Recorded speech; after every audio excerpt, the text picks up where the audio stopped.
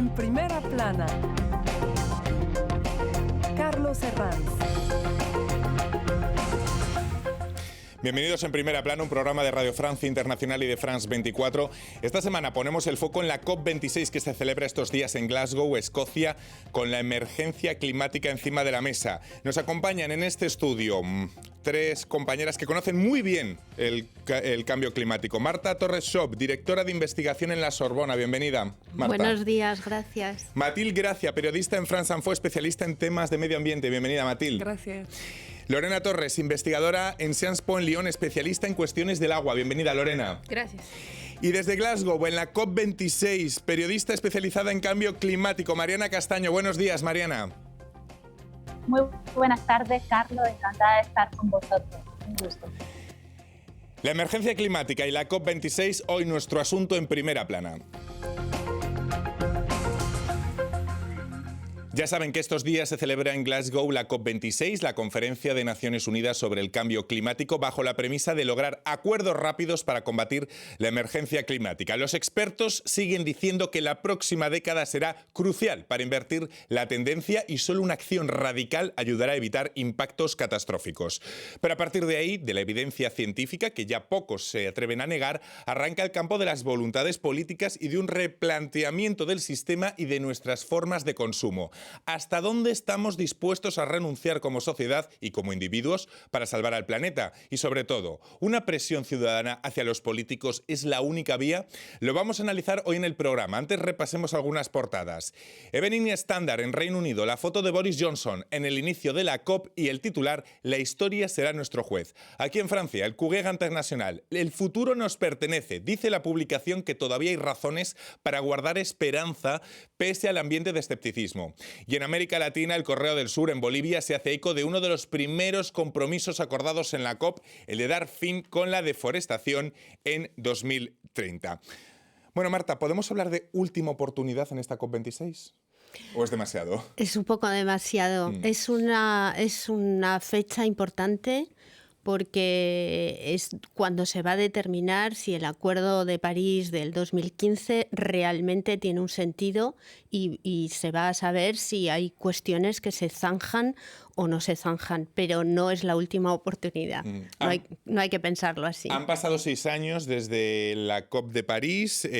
Recordemos que el Acuerdo de París era limitar el calentamiento global a más 1,5 grados. ¿Apuntalar esto ya sería un éxito de esta COP26? Sí, y ya hay acuerdos o objetivos nuevos de los estados que dejan pensar que podría ser un éxito en ese sentido, porque la Agencia Internacional de Energía ahora dice que podríamos limitar el calentamiento global a 1,8 grados, que es mucho mejor que el 2,7 grados que se escuchaba mucho antes de la COP, pero hay que repetir que solo son objetivos y compromisos de los estados. Ahora hay que implementar todo eso y tenemos mucho retraso, todos los países. Claro, y esta COP26 además llega en un momento muy especial después de la pandemia. Durante la pandemia ha habido un periodo de stand-by donde las emisiones, lógicamente, se habían reducido, pero ahora la economía vuelve y, lógicamente, las emisiones vuelven a niveles de antes de la prepandemia. Sí, exacto. Por eso esta COP representa un momento definitorio para eso, exactamente. Cómo los estados van a crear mecanismos vinculatorios en términos jurídicos, porque recordemos que en 2018 ya se había hecho un libro para echar a andar todo lo que se había acordado en 2015 y es 2021 y sigue en construcción ese libro de reglas para implementar el acuerdo de París. Entonces hay instrumentos que se quedaron en el camino durante 6 años y que realmente la pandemia está replanteándolos en términos también de cuáles son las prioridades ahora que los estados deben de poner en sus agendas nacionales también y con visión global. Vamos a pulsar la temperatura, vamos a irnos hasta Glasgow en este punto, hasta la COP26 con la periodista Mariana Castaño, especializada en cambio climático, que está cubriendo toda la cumbre. Lo primero, Mariana, ya que estás sobre terreno, ¿qué ambiente se vive allá? ¿El de una verdadera última oportunidad? ¿El escepticismo respecto a las voluntades políticas impregna el ambiente allí también? El sentimiento, Carlos, es un sentimiento entremezclado. Por un lado, los participantes de la COP se ven que están contentos de poder reunirse después de 2 años sin haber llevado a cabo, por un lado, reuniones de negociación formales y por otro lado, reuniones para mostrar los avances en acción climática en el sector de la sociedad civil, de las empresas, etcétera, etcétera. Pero por otro lado, como estamos viendo por un informe científico detrás de otro, la situación es crítica. Entonces llegamos tarde y lo que no queremos es llegar mal o no llegar peor de lo que salimos en la COP25 en Madrid. Los sentimientos son así encontrados, pero sí es cierto que después de esos primeros anuncios que vimos el lunes y el martes, sobre todo en los ámbitos de reforestación y de control de metano, hay cierto aire de optimismo en el ambiente. Esperemos que no se difumine en estos días, estas horas de negociación que tenemos por delante. Bueno, sentimientos encontrados, nos dice Mariana, pero es verdad que un poco de esperanza en estos primeros acuerdos que hemos empezado a ver. Los repasamos. Más de 80 países han prometido recortar un 30% en sus emisiones de metano en 2030. Hablamos poco del metano. ¿Qué suponen estas emisiones? No sé, ¿quién quiera? Marta. Supone muchísimo porque el metano es uno de los gases de efecto invernadero de los más importantes y lo que me parece un poco extraordinario es que se empiece a hablar del metano en el 2021 cuando se habla de gases de efecto invernadero en su globalidad desde los años 70, incluso desde los años 60. Entonces llega un poco tarde, vale más tarde que nunca, pero es un poquito peculiar, sobre todo ahora que se dice que es la COP de la última oportunidad y es como que se sacan del sombrero como un mago. Mira, ahora tenemos lo del metano, vamos a hacer cosas también con lo del metano. Es como que hasta ahora solo se ha hablado del carbono y hay 6 gases de efecto invernadero. Entonces, bueno, lo veo bien, pero me parece un poquito sorprendente. Sí, a mí también es verdad que de repente ahora nos ponemos a hablar del metano en 2021. Sí, claro, porque el metano es un gas muy nocivo para el clima y viene de la agricultura y también de la energía de las centrales que emiten un poco de metano. Es un tema muy importante para Biden en Estados Unidos que tiene que pasar como hacer una legislación sobre el tema para cambiar es muy importante en Estados Unidos. También un centenar de países se compromete a salvar los bosques en 2030. La deforestación debe atenderse con la misma seriedad que la descarbonización de las economías. Sí, por supuesto, sobre todo cuando en los últimos años estamos viendo que muchos gobiernos están tendiendo a un cambio hacia la deforestación, pero por otra parte están implementando mecanismos de deforestación total para esta entrada también de los mercados de carbono. Entonces, sí debe de haber mayor rigidez, sobre todo en términos de las leyes que se están implementando a nivel nacional para fortalecer la parte de reforestación, pero en términos reales también.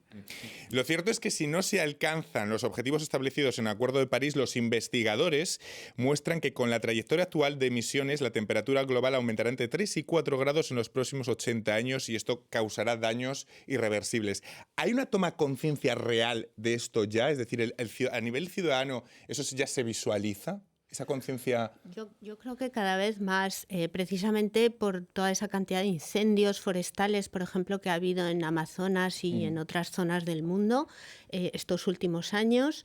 En Europa ha habido unos incendios que no habíamos conocido hasta ahora, canículas, subidas de temperatura, inundaciones bastante importantes que hacen que las personas que tienen una casa en la playa muy concretamente ven las orejas al lobo y se dan cuenta de que la cosa está siendo grave y seria. Ahora, hace falta más esfuerzos, claro. Matilda, ¿hay una toma de conciencia a nivel ciudadano? Sí, a mí me pareció que empezó en el verano de 2018, cuando hubo una canícula muy importante en Francia y los incendios en las Amazonas. Y también en septiembre, el ministro del Medio Ambiente, que era muy conocido en Francia, que se llama Nicolas Hulot, salió del gobierno y dijo, no estamos a la altura del desafío del cambio climático y del medio ambiente en general. Y luego llegó Greta y los jóvenes salieron a la calle a manifestarse mucho. Yo creo que en 2018 fue realmente un cambio en la movilización de la juventud, pero también de toda la gente. Tener un referente como la figura de Greta a la que se refería Mathilde ha sido importante también. Hay muchos jóvenes, a veces tener un referente moviliza mucho más que un discurso o que artículos de prensa o que las COPs, ¿no? Por supuesto, la figura de Greta es sumamente relevante, sobre todo en los últimos años, porque llegó a ocupar un espacio que había mucha necesidad de ocupar, la voz de los jóvenes, pero sobre todo esa representación de las minorías, porque ella representa esta voz de los jóvenes, de sabemos qué está pasando, tenemos conciencia de lo que está pasando y queremos actuar y queremos tomar la palabra porque sabemos cómo se debe hacer, pero también se ha vuelto voz de otros grupos minoritarios como los grupos indígenas, mujeres indígenas. Entonces, creo que representa la ocupación de un espacio que se tenía que ocupar desde los 90. Y es curioso lo que a algunos les molesta la figura de Greta también. Sí. A veces por la, no voy a decir radicalidad del discurso, sino la sinceridad a veces de su discurso. Sí, porque hace sentir culpable. Claro. Eso, no hay nada peor en el mundo que te hagan sentir culpable de algo y ella eso lo hace. Bueno, y en este punto volvemos a Glasgow, a la COP26, con la periodista Mariana Castaño. Mariana, ¿con qué criterios o parámetros podríamos considerar que la COP26 ha sido todo un éxito? Desde un punto de vista puramente de la negociación, está claro que tienen que cerrarse los temas que quedaron pendientes en la COP25 de Madrid. Luego, en cuanto a la brecha de ambición, es decir, que los compromisos, las NDC que están sobre la mesa, no estamos para llegar a 1,5 de límite de la temperatura, sino que nos dijo el PNUMA hace unos días que estamos ya por 2,7 grados centígrados, vamos camino de 2,7 grados centígrados de aumento de la temperatura. Tenemos que ver en estos 8 días que nos quedan por delante señales claras de que esa brecha de la ambición se va a superar. Y por otro lado, la brecha de la solidaridad, y ahí me refiero a los 100.000 millones de dólares de ayuda a los países en desarrollo, de ayuda para acción climática, que no están ahí. Apenas se llega a los 80.000 millones anuales y los países en desarrollo, sobre todo los menos desarrollados, ya están diciendo que no son 100.000 millones anuales, sino muchísimos más los que hacen falta. Claro, es que luego está la cuestión de ayudar a los países en desarrollo, países que nos dicen, ustedes han contaminado desde la época de la revolución industrial, porque ahora nosotros no lo podemos hacer, no podemos desarrollarnos y adquirir esos estándares de vida. Vamos a irnos en este punto a hacer una breve pausa, si les parece, y en unos instantes les pregunto por esto y también por la cuestión ciudadana, por el compromiso ciudadano. Será a vuelta de pausa aquí en Primera Plana. Gracias. France24.com está disponible en 4 idiomas. Artículos, reportajes, noticias internacionales continuamente. Todas nuestras emisiones para ver de nuevo. Y el canal en directo 24 horas los 7 días. Intuitivo, rápido y en 4 lenguas. France24.com. Liberté, égalité, actualité.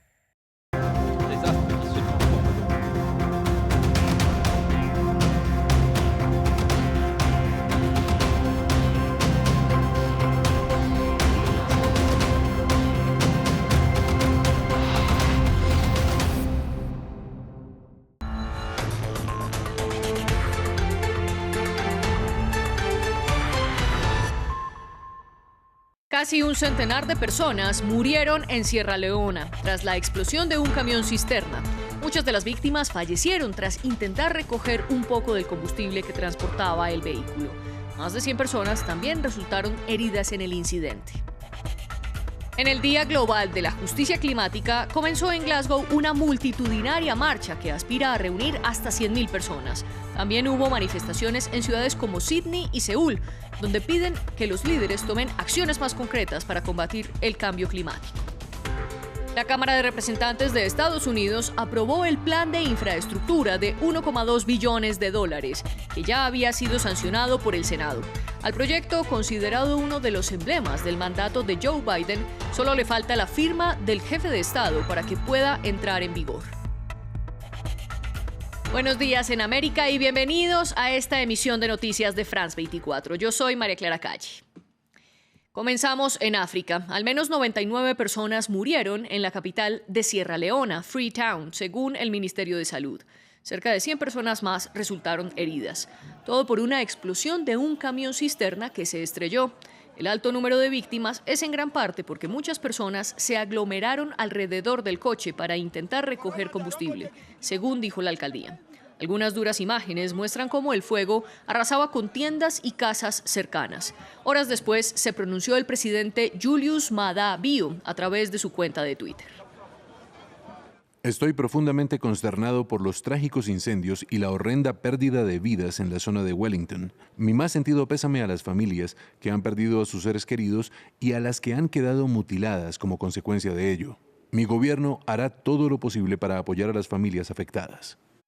Y en Glasgow ya comenzó una de las marchas más fuertes de esta jornada de protestas en todo el mundo para pedir acciones contra el cambio climático. En la ciudad escocesa, donde se realiza la COP26, esperan que más de 100.000 personas se unan a las manifestaciones.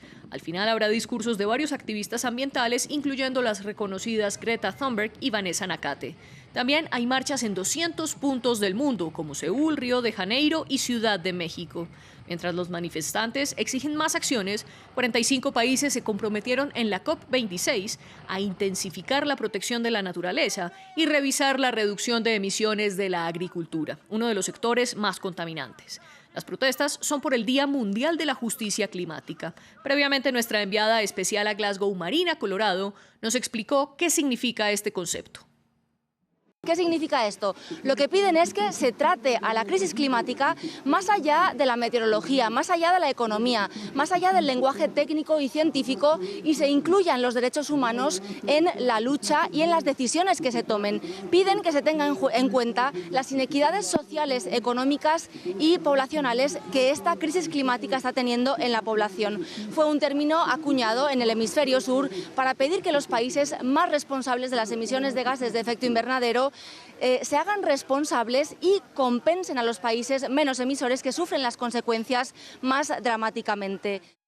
Marina Colorado también nos explicó qué son las soluciones basadas en la naturaleza que se discutieron hoy en la cumbre climática. Pues consiste en aprovechar los recursos naturales en beneficio de la sociedad y del medio ambiente, es decir, en lugar de aprovecharse de estos recursos talando árboles, quemando pastos y dejando extensiones enormes de tierra, lo que se pretende es utilizar precisamente el sistema natural que el planeta Tierra creó y que funciona perfectamente en equilibrio si lo dejáramos tranquilo, que esos sistemas funcionen y sigan intactos y que podamos convivir con ellos de manera sostenible. Por ejemplo, ayudar que, por ejemplo, los humedales hagan de sumideros de agua para evitar inundaciones. También dejar a los manglares intactos para que frenen el impacto de los huracanes en zonas costeras. O también el silvopastoreo, que es dejar árboles y dejar las plantas que crecen naturalmente en ciertos ecosistemas para que el ganado pueda comer de esas plantas y no tener que talar y usar grandes partes de la tierra del suelo para llevar a cabo estas prácticas. Pasamos a Alemania. La policía registró un ataque con cuchillo en un tren de alta velocidad que viajaba entre las ciudades de Regensburg y Nuremberg, en el sur del país. Hubo varios heridos, aunque las autoridades todavía no precisan cuántos. El sospechoso fue arrestado y alrededor de 200 personas fueron evacuadas del tren. El portavoz de la policía afirmó que no hay evidencia de que otros atacantes estuvieran involucrados y prófugos. Y en Estados Unidos, la Cámara de Representantes aprobó el proyecto de infraestructura por $1,2 billones, uno de los planes bandera del presidente Joe Biden. El objetivo es mejorar carreteras, puentes y la red de Internet durante la próxima década. Además, es una victoria para el Partido Demócrata, que por varios meses intentó conseguir la aprobación a pesar de las divisiones internas.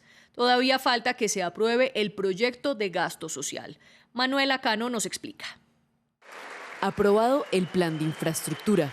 Tras meses de incertidumbre, la Cámara de Representantes estadounidense le dio el visto bueno a uno de los pilares de la campaña del presidente Joe Biden.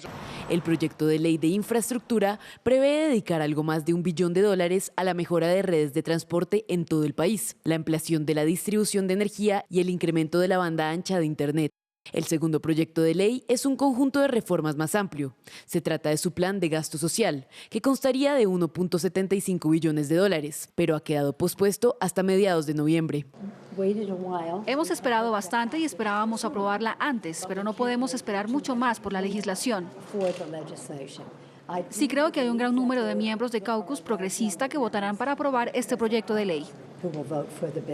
Una cuarta parte del presupuesto para gasto social se destinaría a la lucha contra el cambio climático, mientras que otras propuestas incluyen la financiación de la educación preescolar universal, un límite a los costes de las guarderías, el cuidado de los ancianos y la inmigración. Reformas más difíciles de aprobar. Con los republicanos unidos en la oposición al proyecto de ley, los demócratas necesitarán casi todos los votos a su alcance para que sea aprobado por la Cámara de Representantes. Y los demócratas moderados o centristas mantienen sus reservas. Piden una estimación de costes no partidista antes de decidir si respaldan el plan. Esa estimación podría tardar hasta 2 semanas. La aprobación del plan de infraestructura constituye un triunfo para Joe Biden, quien esperaría una nueva victoria con el plan de gasto social para el Día de Acción de Gracias. Vayamos a Houston, Texas, porque al menos 8 personas murieron y otras 17 fueron llevadas a los hospitales a causa de una estampida en el festival de música Astroworld, 11 de ellas con paro cardíaco. Además, unas 300 personas presentaron heridas leves. Este hecho ocurrió cuando la multitud comenzó a empujar hacia el escenario. Los motivos aún se desconocen y solo se sabe que la avalancha humana se produjo durante el concierto del rapero Travis Scott. Él detuvo varias veces el show cuando vio que fanáticos de las filas delanteras pedían ayuda. Esto dijeron las autoridades locales. Lo que sabemos es que aproximadamente a las 9 en punto, 9:15, la multitud comenzó a comprimirse hacia el frente del escenario. Eso causó pánico y comenzó a causar algunos heridos. Las personas comenzaron a caer, a perder el conocimiento y eso generó más pánico. En noticias de América Latina, el partido oficialista de Nicaragua le pide a los ciudadanos que asistan a las urnas este domingo. Por su parte, la oposición y los nicaragüenses exiliados promueven la abstención en las presidenciales. Y es que muchos dudan de la legitimidad, porque 7 candidatos opositores han sido detenidos. No hay observadores internacionales y el gobierno prohibió el ingreso de misiones periodísticas al país. Sin embargo, Rosario Murillo, vicepresidenta y esposa del mandatario Daniel Ortega, asegura que los comicios se realizan en paz. Veamos cómo está el ambiente electoral en una de las notas de nuestra serie especial. La certeza del vencedor. Una Nicaragua sin campaña política. En las avenidas del país no hay ninguna alusión a las elecciones generales del próximo 7 de noviembre. La previsión de los resultados es tal que ni el oficialista Frente Sandinista hace publicidad. Sus seguidores deben comprarse un souvenir si desean honrar a su partido. Entonces, desde antes del 19 la anduve buscando y no la hallé. Y ahora que tuve la oportunidad de venir aquí y la puedo comprar, la compré. Enrique Núñez consiguió una bandera del partido sandinista, aunque extraña las épocas cuando el presidente Daniel Ortega se tomaba el tiempo para conseguir votos. Yo me acuerdo cuando yo estaba chiquito, él llegó una vez a la intendencia allá del Mercado Oriental y yo lo vi de persona, cara a cara. No como ahora, pues, que cuesta acercárselo. Ahí lo tuve yo a la par. Las elecciones han causado controversia porque 7 candidatos de oposición están encarcelados y varios partidos fueron suspendidos por el órgano electoral. Para este politólogo, Ortega irá a unas elecciones sin competencia. Prácticamente los candidatos de estos pequeños partidos, que todos han sido colaboracionistas, son gente desconocida prácticamente para el público en general. Y si por añadidura no tienen o no hacen propaganda, ¿quién va a ir a votar por ellos? Aparte, digamos, de que mucha gente está decidida a no votar porque prácticamente el Frente eliminó a los que verdaderamente le podían hacer oposición. Ortega, de 75 años, aspira a su 4º mandato consecutivo como presidente. Su esposa, Rosario Murillo, también busca reelegirse como vicepresidente del país.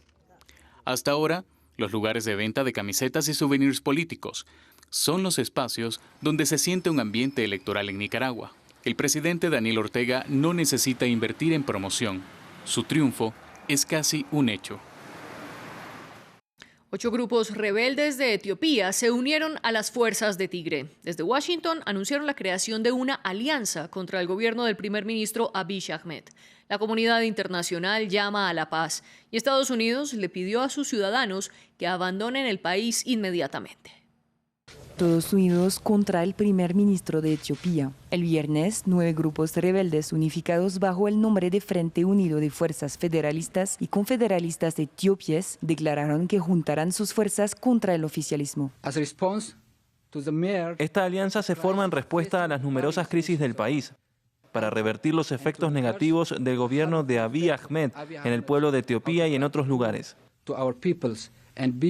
Los distintos grupos son poco conocidos, al igual que sus capacidades reales. Serían procedentes de diferentes regiones y etnias. Sobre el terreno, los rebeldes del Frente de Liberación del Pueblo de Tigre y del Ola, un grupo oromo, ya habían declarado la unión de sus tropas y habían afirmado tener el control de 2 ciudades estratégicas a unos 300 kilómetros de la capital Addis Abeba.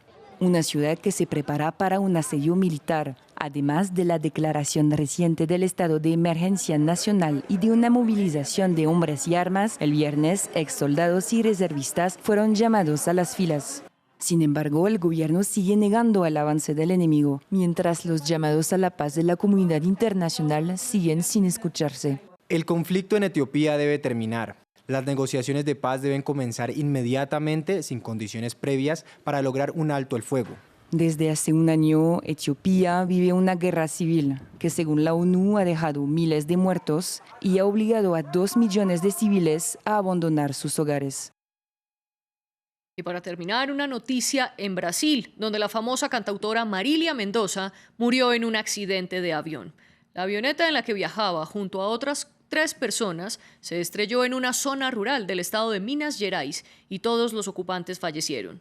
Mendonça era una de las principales voces de la música country en Brasil. 5 años de fama y 26 cortos años de vida. Marília Mendonça, la mega estrella brasileña de la música country, ha muerto en un accidente aéreo. Se dirigía a dar un concierto en Caratinga, en el estado suroriental de Minas Gerais. El productor de la ganadora del Grammy Latino, su tío y los 2 pilotos también murieron. La policía ya abrió una investigación.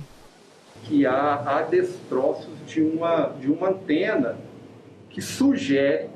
Los restos de una antena sugieren que el avión colisionó con ella antes de caer.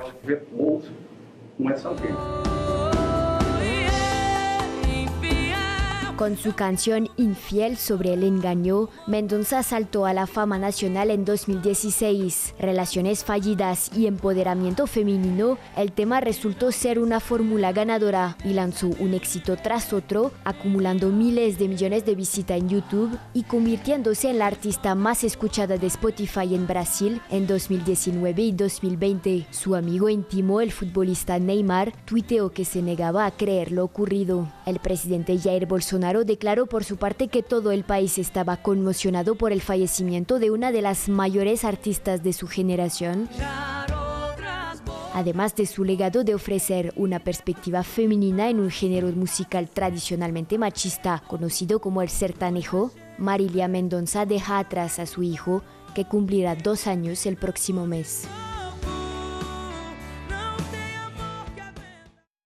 Hasta aquí nuestra emisión informativa, pero esperen más actualizaciones en minutos. Sigan conectados con nosotros.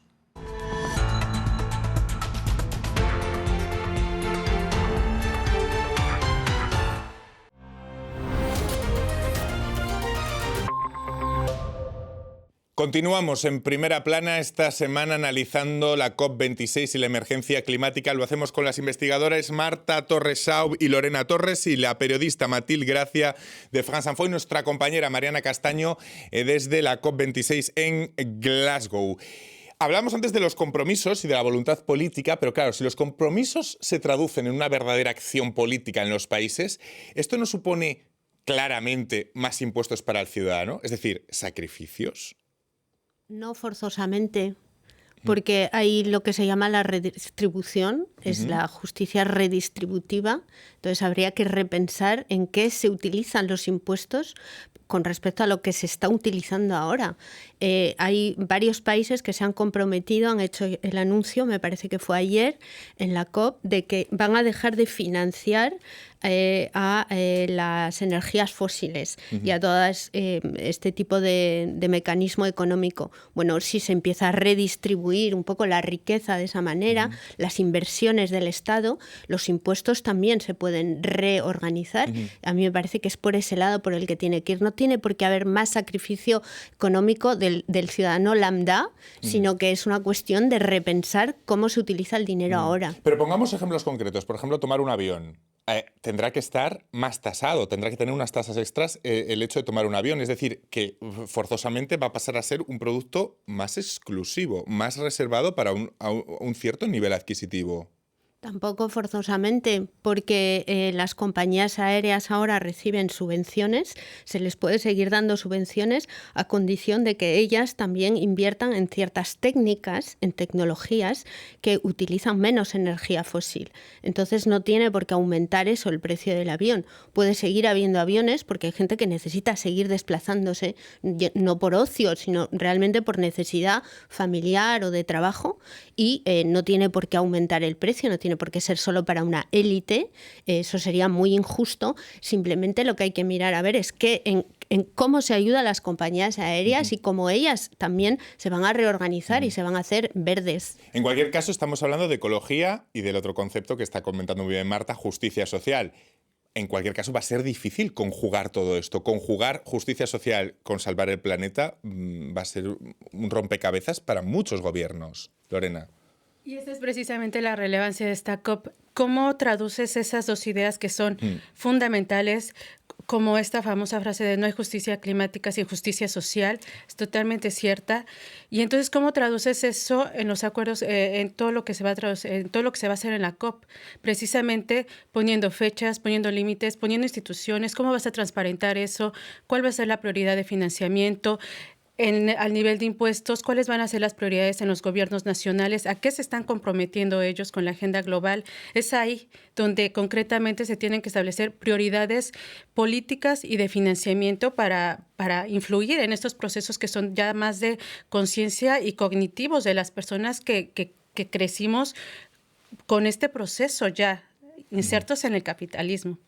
Matilde, justicia social, ¿cómo entra en la ecuación de la ecología? Siempre se plantea el tema de los chalecos amarillos. Claro, aquí en Francia hemos tenido un exponente muy potente de esto que hablamos. Que se subía el precio del combustible y salieron a la calle cientos de miles de franceses que no aceptaban pagar más para el combustible que necesitaban todos los días para ir a trabajar, por ejemplo. Y así que se ve que si se imponen tasas a toda la población, va a haber un problema. Y en ese año, en 2018, cuando salieron los chalecos amarillos, se planteó muchísimo el tema de la justicia social, cómo se determina quién va a pagar para más impuestos para bajar el consumo de combustible. Si hacemos subir los impuestos es muy importante, lo dicen todos los expertos, para bajar el consumo de energías fósiles. Pero ¿quién va a pagar?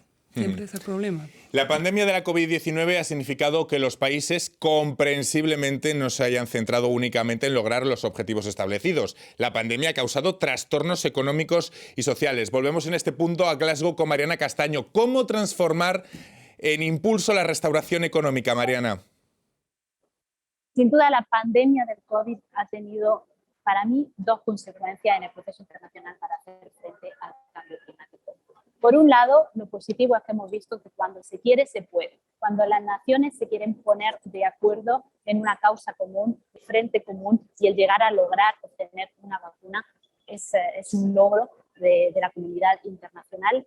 Por otro lado, lo que se ha puesto de manifiesto es que los planes de recuperación que los gobiernos han puesto sobre la mesa no son planes verdes. Cuando se analizan los datos, se ve que tan solo un porcentaje muy pequeño de la recuperación va para proyectos que realmente sean bajos en emisiones de carbono o que generen una resiliencia. Y lo importante de estas reuniones es que la sociedad civil hace presión a los poderes, tanto políticos como económicos, para que se alineen con esos objetivos del Acuerdo de París y que para que cada euro, cada dólar que se invierta tenga en cuenta el impacto climático.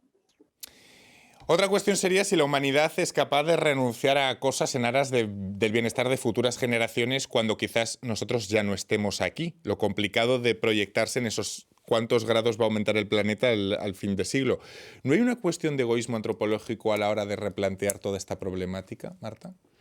Bueno, hay, digamos, unos intereses que a lo mejor no son los mismos, porque entre generaciones, obviamente los esfuerzos que tienen que hacer las generaciones que llegan, incluso la nuestra ya empieza a tener que tener esfuerzos, claro. Todo eso es lo que hay que poner sobre la mesa. Pero la noción de justicia entre generaciones existe también desde hace tiempo, es una cuestión que los filósofos plantean desde hace tiempo, que ahora los juristas también se están haciendo con este tema, y que aparece además en el Acuerdo de París, en la parte del preámbulo, todo esto de justicia social y justicia entre generaciones. Eso simplemente habría efectivamente que ponerlo más claramente sobre el papel y darse cuenta de que no tenemos por qué imponer a los que van a tener 50 años en el 2030 o 80 años en el 2050 esfuerzos.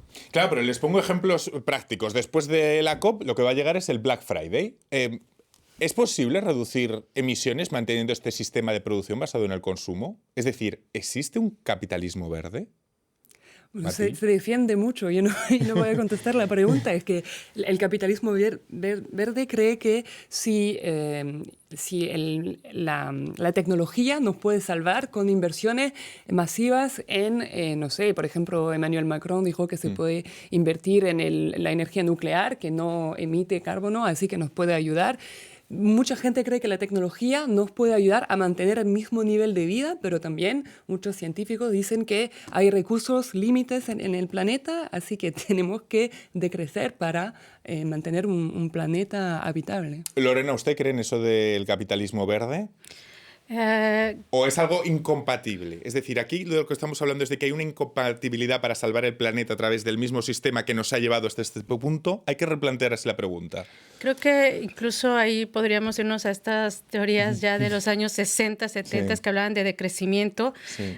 Es más cuestionar un poco cómo hemos crecido. Creo que revertir todo un proceso de tantas decenas es complicado, pero creo que soy optimista. Creo que podemos revertir ciertas acciones a nivel individual con mecanismos de acción pública. Ahí es donde realmente el Estado entra en acción. Cómo establece criterios para un poco establecer responsabilidades hacia los individuos, ¿no? Bueno, dejamos este Black Friday, como dices, pero debes de estar consciente que esto va a tener impactos al medio ambiente, al cambio climático, etcétera, etcétera. Es tu decisión porque yo voy a establecer otros criterios.